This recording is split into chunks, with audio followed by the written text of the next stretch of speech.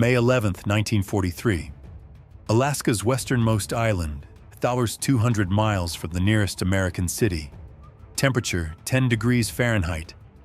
Visibility near zero due to dense fog. Here, on this forgotten chunk of volcanic rock in the Bering Sea, would unfold the only land battle of World War II fought on American soil. A battle almost no one knows about today. A battle that would last not 3 days, as the generals planned, but a grueling 19 days in Arctic hell. 15,000 American soldiers against 2,900 Japanese defenders. But the real enemy wouldn't be the opponent on the other side of the front line. It would be nature itself. Cold, fog, winds capable of knocking a man off his feet. By the battle's end, more Americans would be evacuated with frostbite than combat wounds. Nearly all Japanese would die. Only 28 would surrender. This is the story of the Battle of Attu, the story of a battle that America chose to forget. To understand this battle, we need to go back 1 year. In the summer of 1942, 6 months after Pearl Harbor, Japan occupied the islands of Attu and Kiska in the Aleutian chain. On June 7th, the Japanese 301st Infantry Battalion landed on Attu unopposed. The next day, they took Kiska. For the first time since the War of 1812, foreign troops stood on American soil. The shock to national prestige was enormous. But why did Japan want these bleak, fog-shrouded islands at the edge of the world? The strategy was simple and dangerous. The Aleutian Islands form a natural bridge between Asia and North America. Control of them meant control of the northern sea routes. They could become bases for bombing the U.S. West Coast, or a platform for invading Alaska. For America, it was a blow to prestige. For Japan, defense of the northern approaches to the empire. But recapturing the islands immediately was impossible. America was fighting on all fronts. Guadalcanal, North Africa, every ship was precious. Only after the victory at Midway in June 42, where Japan lost 4 carriers in 1 day, did the balance of power begin shifting. By May 1943, America was ready. It was time to take back its territory. American command faced a choice. 2 islands under Japanese occupation, Attu and Kiska. On Kiska, there were 5,400 Japanese soldiers, too strong a garrison. On Attu, intelligence estimated 500 to 1,600 defenders. The choice seemed obvious. Start with Attu. The operation received the code name Land Crab. Commander: Major General Albert E. Brown with the 7th Infantry Division, 11,000 soldiers fresh from training camp in sunny California. But intelligence was catastrophically wrong. On Attu, there weren't 1,500 Japanese, but nearly 3,000. Veterans who had spent 11 months turning the island into a fortress. They had dug fortifications deep into the frozen ground. They had acclimatized to the brutal conditions. They knew every rock, every valley. Worse, Americans had almost no winter gear. Military command kept the operation highly secret. Mass purchases of Arctic clothing could reveal the plans to the enemy. The soldiers of the 7th Division headed to fight in one of the coldest regions of the Pacific in standard uniforms. On Attu awaited Colonel Yasuyo Yamasaki, a professional military man with 20 years of experience. General DeWitt confidently promised, 3 days and the island is ours. General Brown warned, minimum 1 week due to terrain. History would show both were wrong. Before moving to the battle, we must understand the battlefield. Because Attu isn't just an island, it's a natural fortress. Imagine a chunk of volcanic rock, 35 by 15 miles, thrown into the Bering Sea, carved by mountains up to 3,000 feet high, with deep valleys between them, without a single tree, without a single road. The surface is a combination of nightmares. Sharp volcanic rocks shred boots after an hour of marching. Muskeg, water-saturated tundra that looks like solid ground, but turns into a swamp under a soldier's weight. Trucks get stuck after 5 yards. Everything, every ammunition box, every gun, every wounded man, must be carried by hand. Weather changes in minutes. Clear skies turn into a hurricane in 10 minutes. Williwaws. Local winds, sudden gusts up to 100 miles per hour. They rip down tents, knock men off their feet, hurl equipment into the ocean. Temperature rarely above 32 degrees.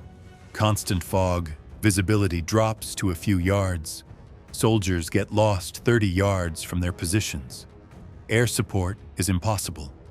Naval artillery fires blind. On tropical Pacific islands, heat, jungles, malaria, but equipment works, you see the enemy. Attu is an entirely different hell. The Japanese had spent 11 months here preparing. They knew where the fog was thickest, where the wind was strongest, where the Americans would get stuck. May 11th, 1943, 4 a.m. Task Force 51 approaches Attu, 34 ships including 3 battleships, Pennsylvania, Nevada, and Idaho. The plan looks simple. Landing from 2 sides simultaneously, catch Japanese in pincer, 3 days to capture the island. But the island greets Americans with dense fog. Visibility drops to 100 yards. Landing craft circle blindly trying to find shore. Some land troops several miles from designated points. At 4:40 a.m., first scout groups hit the beach at Holt's Bay in the north. Almost no resistance, Colonel Yamasaki chose not to defend beaches. He positioned main forces on heights inland, turning every valley into a kill zone. In the south, at Massacre Bay, weather is even worse. General Brown forced to wait 12 hours until fog lifts slightly. Only at 4:40 p.m. does the 17th Infantry Regiment begin landing. They come ashore with almost no casualties. Japanese are absent. By nightfall, 15,000 Americans secured 2 beachheads. Casualties minimal, generals satisfied. But this is deceptive calm. Real battle will start tomorrow when troops move into mountains, into fog, where Japanese have been waiting 11 months. May 12th, Day 2. Americans begin moving inland and immediately understand that landing was the easy part. Southern Force tries to push through Massacre Valley toward Japanese base at Chichagof Harbor.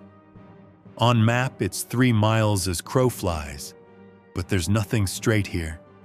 Steep slopes, sharp volcanic rocks, and muskeg, water-saturated tundra that looks like solid ground, but gives way under weight of soldier with full gear. Japanese open fire from heights, invisible in fog. Americans shoot randomly, wasting ammunition on ghosts. Japanese snipers know every rock, every fold of terrain. They hit precisely when Americans couldn't even see where from. In north, 32nd Regiment tries to capture Jarman Pass. Only route through mountains. Japanese turned it into fortress of trenches and machine gun nests. Each assault attempt costs dozens of lives. Worst of all becomes cold.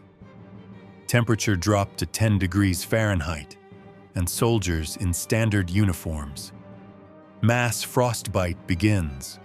First dozens of cases, then hundreds. Fingers turn black, feet lose feeling. Medics can't handle the flow of frostbite victims. Artillery impossible to deliver, it's stuck in muskeg on coast. Each gun must be hauled by hand by hundreds of men. Tanks useless.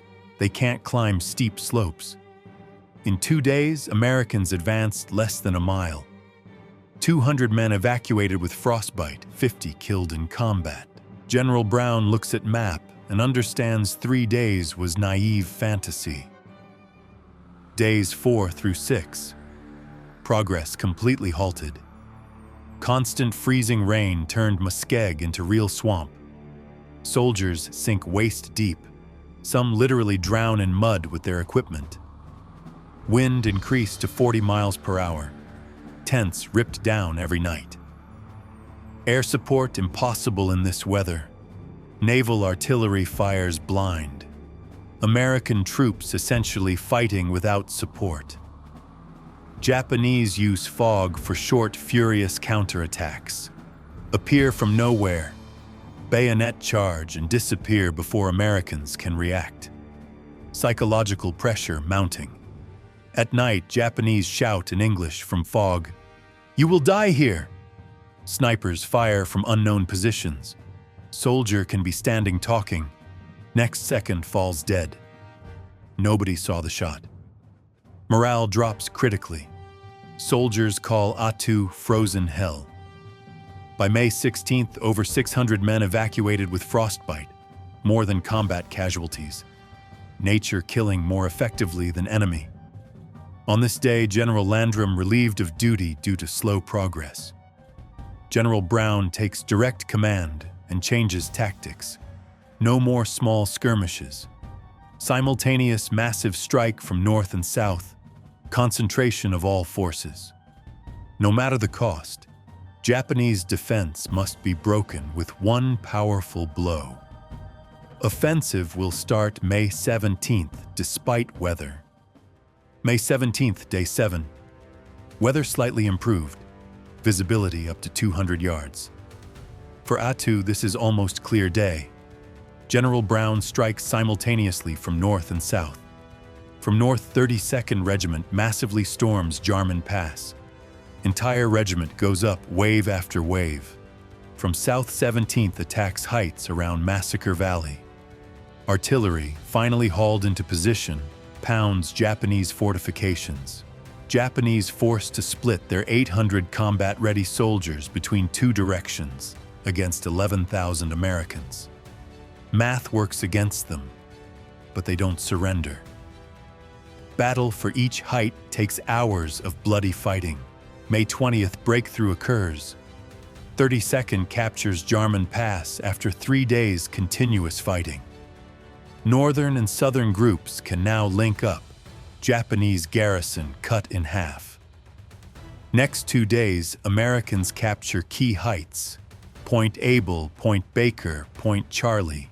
For first time in 11 days, they're looking down at Japanese positions, not up. Japanese perimeter shrinks from 5 square miles to 1. Colonel Yamasaki pulls remnants to final fortifications near Chichagof Harbor. He has about 800 combat-ready soldiers and 600 wounded left. Ammunition running out, 20-30 rounds per man. Food for 2 days. No help coming. American fleet blocks all approaches.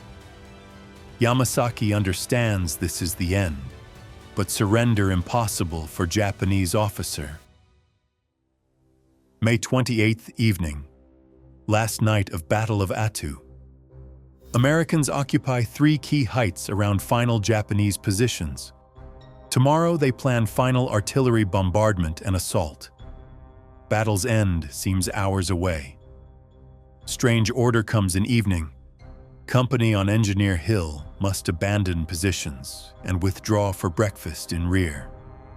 On strategically vital height, with artillery, only handful of sentries remain. In Japanese camp, Colonel Yamasaki gathers officers for last time. His surgeon, Captain Paul Tatsuguchi, American of Japanese descent, studied medicine in California, writes final diary entry. Tomorrow, final assault will be carried out. All patients in hospital must commit suicide. I am only 33 years old, and I will die here. At 1800, took care of all patients with grenades. Goodbye, Taiki, my beloved wife. Yamasaki gathers everyone capable of holding weapon, 800 combat-ready soldiers plus 600 wounded who can walk. Some have only grenades, others bamboo sticks with bayonets. Almost no ammunition left. Plan is desperate. Break through American lines at 3 a.m. Capture artillery on Engineer Hill. Turn guns against Americans. Break through to Massacre Bay for supplies. Chance of success minimal, but alternative is starving to death, surrounded. At 3 a.m., largest Banzai charge of Pacific War will begin. May 29th, 3 a.m. Silence explodes with screams, "Banzai! Tenoheika Banzai! Long live the Emperor!" 1,000 Japanese soldiers storm American positions like wave of fury. Some shoot while ammunition lasts, most immediately bayonet charge. Wounded barely able to walk rush forward with grenades. Forward American posts overrun in minutes. Soldiers run from tents straight into bayonet charge. Hand to hand in absolute darkness. Nobody sees who's enemy, who's friend. Japanese breakthrough to Engineer Hill. Sentries killed. Artillery crews slaughtered in sleep. Colonel Yamasaki personally leads attack with grandfather's samurai sword in hand. He captures guns, but instead of turning them around, orders continue advancing deeper into rear. Japanese burst into medical tents. Wounded Americans bayoneted in beds. Surgeons killed over operating tables. This gives Americans time to bring reinforcements from other heights. At 6 a.m. dawn breaks, and for first time in weeks, fog clears. Visibility several hundred yards. Worst for Japanese, best for Americans. Japanese trapped in open ground, surrounded from 3 sides. American artillery, mortars, and machine guns open fire simultaneously. Japanese don't retreat. They keep attacking wave after wave until each one dies. By noon it's over. Over 1,000 Japanese bodies on slopes. American casualties, about 550 killed and wounded. Colonel Yamasaki found dead with sword in hand. Captain Tatsuguchi killed by shrapnel near hospital. Of 1,000 attackers, 1 soldier survived. He surrendered next day. Battle of Attu is over. May 30th, 1943, day 19. Attu declared under American control. Final casualty count shocks command. 549 Americans killed, 1,148 wounded. But most shocking number, 1,114 evacuated with non-combat injuries. Frostbite, trench foot, exposure. Nature disabled more Americans than Japanese. For comparison, on Guadalcanal during 6 months, 1,600 Americans died. On Attu in 19 days, 549, proportionally Attu was deadlier. Of 2,900 Japanese defenders, 28 survived, less than 1%. Rest died in combat or committed suicide. Americans found groups of Japanese who detonated grenades. Generals planned 3 days, got 19. Force ratio was 5-1, but terrain, weather, and fanatical resistance turned quick victory into bloody slaughter. Japanese command was so shocked, they decided to evacuate Kiska before American attack. July 28, 400 Japanese secretly evacuated under fog cover. When Americans landed in August with 35,000 soldiers, Island was empty. Lost 92 men to friendly fire and mines. Japanese weren't there. Aleutian campaign ended. Japanese would never set foot on American soil again. But victory on Attu left bitter taste. Too many mistakes, too many frozen, too high price for useless chunk of rock. Battle of Attu. Only World War II battle on American soil. But ask any American, most have never heard of it. Why did America forget this battle? Maybe because it was inconvenient victory. Intelligence miscalculated enemy strength by half. Soldiers sent to Arctic without winter gear. 3 days became 19. Or because it was pointless island. Attu had no strategic value. Japanese never seriously planned invasion through Aleutians. 549 lives for chunk of tundra that became uninhabited right after war. Attu convinced command that invasion of Japan would cost million lives. If Japanese fight to last man on forgotten Arctic island, what would happen defending homeland? This became one of arguments for atomic bomb. 42 native Aleuts lived on Attu before war. Japanese sent them to camp. 16 died there. When survivors returned in 1945, American government forbade them returning to island. Too expensive to rebuild village. Today, Attu is part of wildlife refuge, uninhabited. Few rusted tanks in tundra, destroyed fortifications, crosses at abandoned cemetery. History remembers D-Day, Iwo Jima, Pearl Harbor, but Attu is battle America chose to forget. 49. Americans gave their lives for this island. 2,172 Japanese died defending it. Now you know their story. Don't forget it.